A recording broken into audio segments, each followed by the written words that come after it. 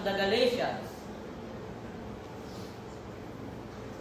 Galatians chapter 4, verses 1 to 31. Now I say that the heir, as long as he is a child, differeth nothing from a servant, though he be Lord of all, but is under tutors and governors until the time appointed of the Father. Even so we, when we were children, were in bondage under the elements of the world. But when the fullness of the time was come, God sent forth his Son, made of a woman, made under the law, to redeem them that were under the law, that we might receive the adoption of sons. And because ye are sons, God hath sent forth the Spirit of his Son into your hearts, crying, Abba, Father. Wherefore thou art no more a servant, but a son. And if a son, then an heir of God through Christ. How be it then, when ye knew not God, ye did service unto them, which by nature are no gods. But now, after that ye have known God, or rather are known of God, how serve ye again to the weak and beggarly elements, whereas ye desire again to be in bondage.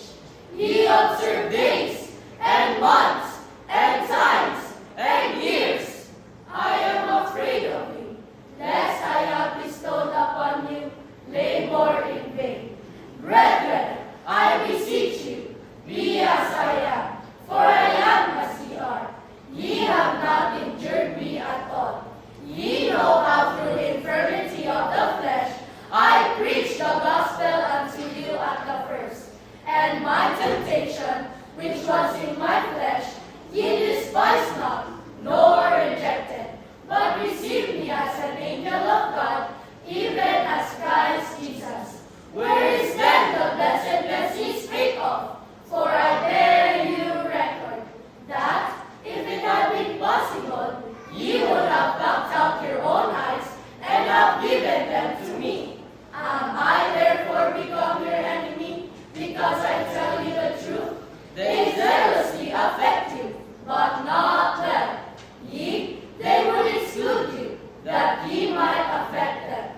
But it is good to be zealously affected always in a good thing, and not only when I am present with you.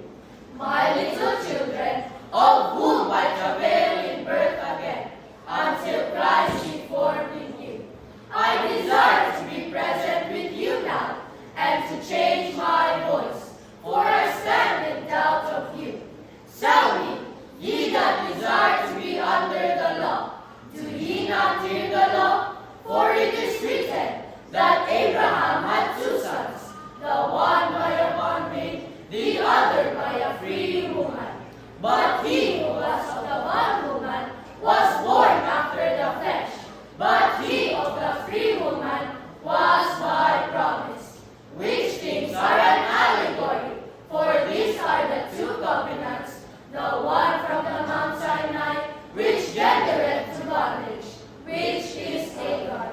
For this Hagar is Mount Sinai in Arabia, and Nazareth to Jerusalem, which now is, and is in bondage with her children.